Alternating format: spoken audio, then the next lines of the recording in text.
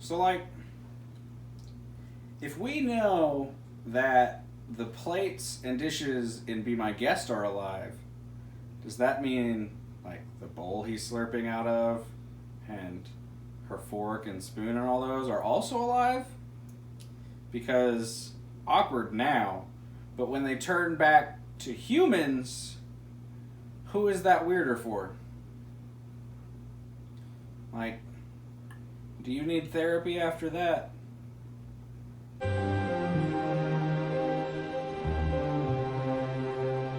So Beauty and the Beast is pretty universally accepted as one of the best Disney musicals, if not the best Disney musical. And a big part of that is because of Howard Ashman's lyrics. Because they're about as good as songwriting's gonna get, in all honesty. But what is good songwriting and lyrics without good accompaniment? And Alan Menken he's pretty experienced in scoring, isn't he? He's pretty good. He's done a couple here and there. And their songs are unforgettable. They're classics, right? When you talk about Disney musicals, these are some of the songs you talk about. And that brings me to my next point, which is when we talk about Disney musicals, we always jump to the songs, right? But I think something very important that tends to go unrecognized is the score of these films. And the score is so important. It can add to the emotion of a scene. It can heighten the feeling that the director wants to give to us. It can sometimes even add insight into what a character is feeling or thinking in a scene, like in the scenes that we're going to look at today. One of the most common forms of making a score apply to a character is through leitmotif. And I know what you're thinking. Ethan, of course, leitmotif. What's a leitmotif? So a leitmotif is a recurring theme throughout a musical composition associated with a particular person, idea, or situation. Now, Alan Menken, like many other composers, uses leitmotif in his scores, but I think none better than the one that he uses for The Beast. Now, The Beast's leitmotif is a nice... And it's perfect for The Beast, I think, because it has a tone that can sound very scary, very intimidating, but also it sounds tragic, which is it's got that balance of how the Beast makes us feel when we first see him and how we feel for him after we get to know him. We hear his leitmotif for the first time during the prologue, when we hear the narrator say, "A young prince lived in a shining castle. Although he had everything his heart desired." But this time when we hear it, it's much quieter. It's hidden underneath the narration. You almost have to be looking for it to find it.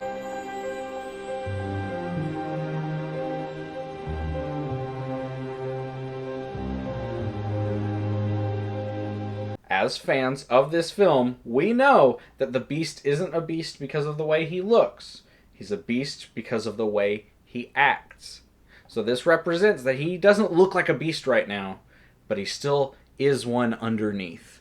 We hear it again in the prologue when he turns away the woman for her haggard appearance.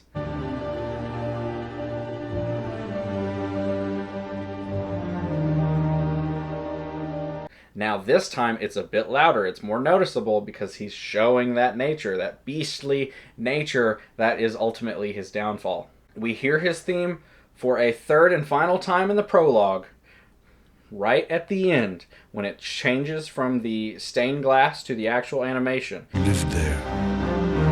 Ashamed of his monstrous form, the Beast concealed himself inside. But this time, it's louder, it's more staccato, it's very apparent. Now, his look matches the way he acts. He is a beast inside and out. We hear his theme again, the first time we see him in his full glory, when Maurice is sitting in front of the fire and the door flies open and we see the Beast at the top of the stairs.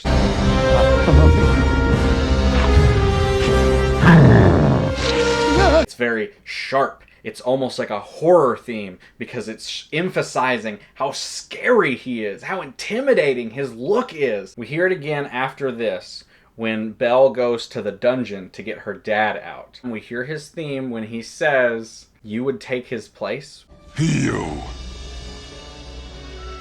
would take his place? But it has a more confused and questioning tone to it because he doesn't know this kind of kindness. He doesn't know this love to where you would sacrifice your freedom for your loved ones. We don't hear his theme for a bit after this, but the next time we do is in the West Wing. And in my opinion, the West Wing is the best piece of music in this entire film. From the moment Cogsworth and Lumiere leave Belle and she sneaks off into the wing, up to when he saves her from the wolves. That is the best composition of this movie. So Belle is in the West Wing. She sees the painting of the prince, and we hear a little bit of that theme that represents the curse.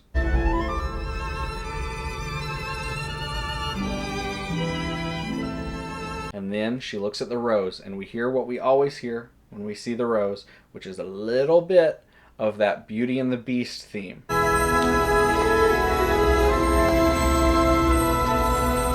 Then she takes the glass off of the rose and she's looking towards it, and this is so good. So she's looking at it, and we see the shadow of the beast come on over her. Shadow of the Beast. Sounds like a good metal album. I'd listen to it. Probably have a great cover. Yeah. But she's looking at the rose, and we see the shadow of the beast on top of her.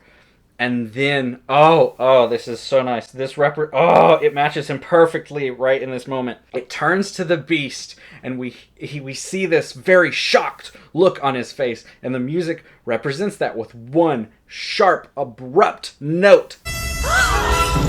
He's never seen anybody that close to the rose before. He doesn't know what to think in that moment. He is just taken aback. But then the music builds, matching his anxiety, his heart rate as he's racing over to the rose. Because, as far as he knows, this rose he has to protect, because if something happens to it, he could be stuck as a beast forever. So he runs over to it, he gets it covered with the glass, and then that high string build changes into a dark, low rendition of his theme. Why did you come here? I'm sorry. I warned. Representing that seething anger that he has at Belle. He yells at her to get out, and she's running down the stairs, and then when it changes back to him, we hear a little quick bit of his angry theme, and then, this is so good, it changes into a sad, tragic, devastated form of the curse music.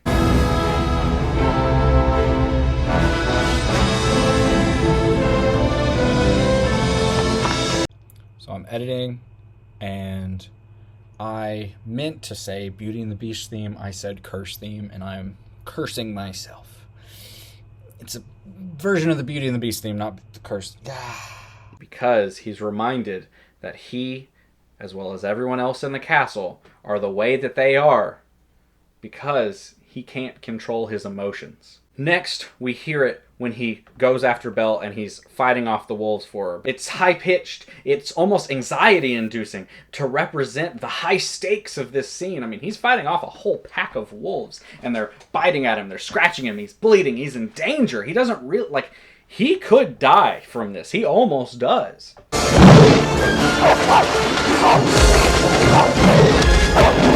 Surprisingly enough, after this, we don't hear his theme very prominently for a bit, but the next time we do is after they've danced, and he gives her the mirror, and she sees that her dad is in danger, and he realizes what he has to do, and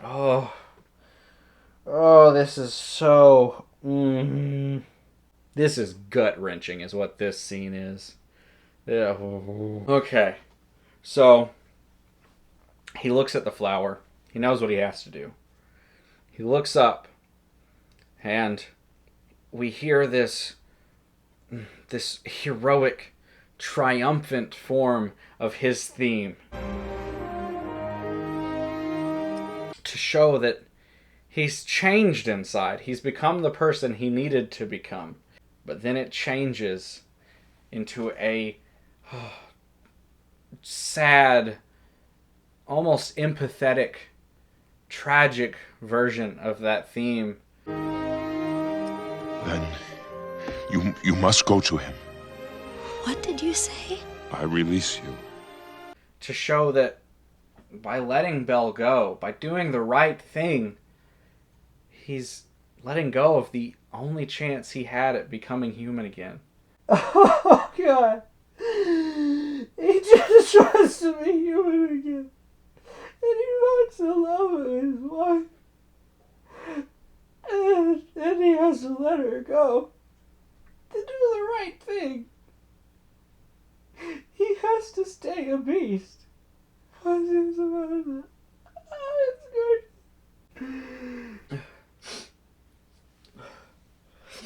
I'm fine.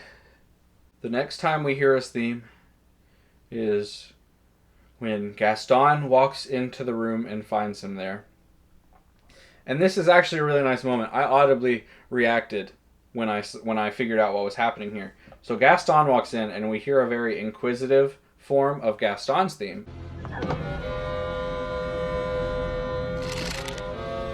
And then it pans to the Beast, being all emo, probably listening to some pop punk breakup songs.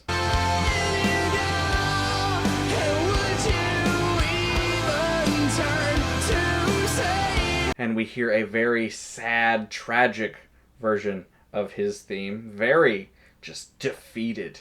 I think it's the saddest version of it we hear in this movie. And then it goes back and forth between them. And every time it changes, it's playing their music, and it's almost like they're dueling against each other.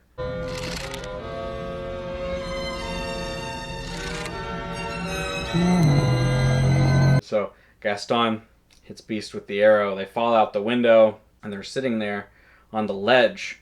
And Gaston says, "Too kind and gentle to fight back." At this time, we hear a more dramatic version because, I mean, he's basically just given up on life. He would rather be dead than have to sit here and be a beast without Belle. And then, when he sees Belle, we hear it build, and it changes into a bit more triumphant, still dramatic. It's actually very similar to when we hear it when he's fighting against the wolves.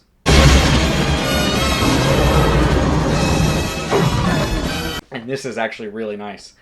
When he hides as one of the gargoyles, when Gaston is coming up and Beast is sneaking behind him, as soon as he comes into the light, we hear one little bit of his theme to like represent him popping up. But then, and this is so good. So good! At this point, Gaston has the club in his hand and he's yelling at Beast, and Beast smacks the club out of his hand.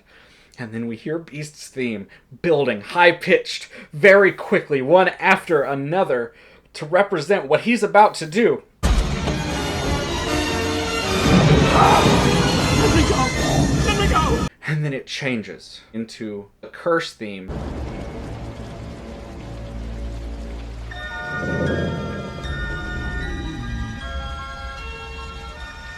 As he's reminded that he's changed.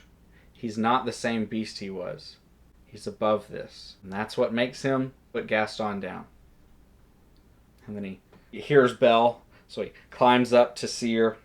And then we hear him say, "You came back." And we hear just a little, very little bit of his theme underneath that. But then Gaston stabs him, and we hear this high, piercing version of his theme to represent so many things happening in this moment. First of all, the stabbing pain that he's in. Second, the fact that he is so close to Belle. He is right there, almost getting what he wants. It is within his grasp, and Gaston is just fighting his hardest to keep him from that.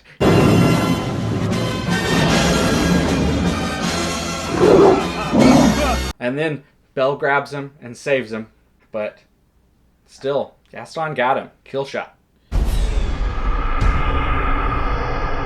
Oh, this is so good.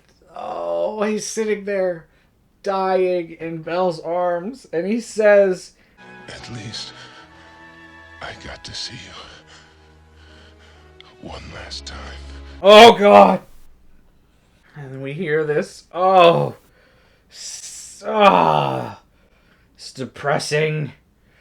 Yet again, tragic form of this theme. And then he expires. Oh, the magic is going around him.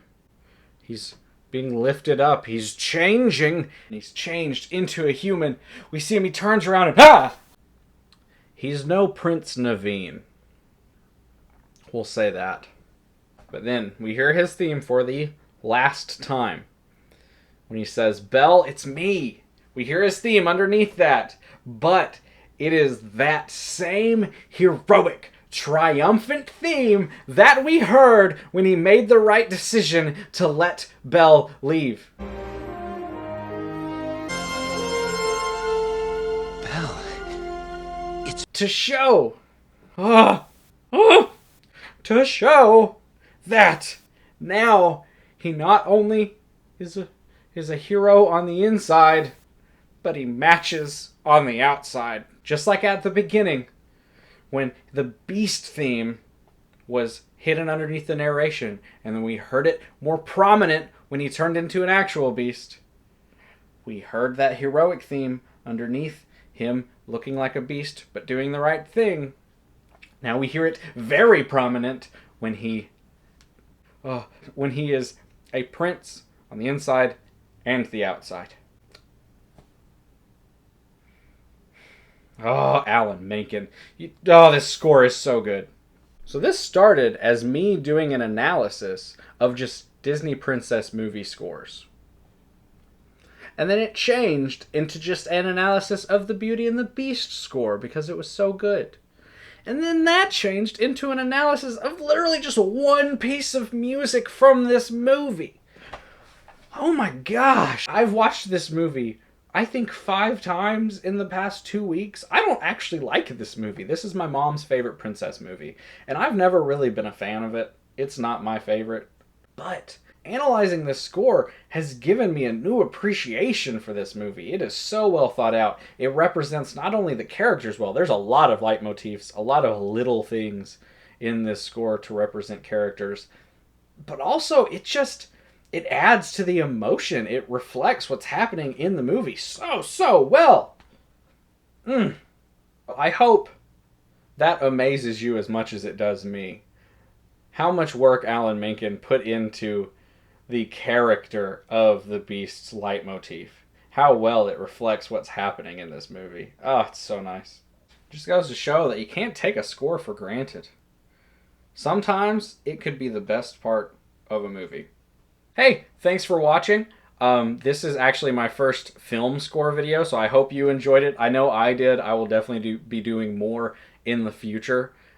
If you want to check out the rest of my videos, I only do videos on music. I try to help people find new music or just let people be more open about music, be adventurous in their music tastes, because it's a massive world of music out there and there's so much for us to discover and find and fall in love with.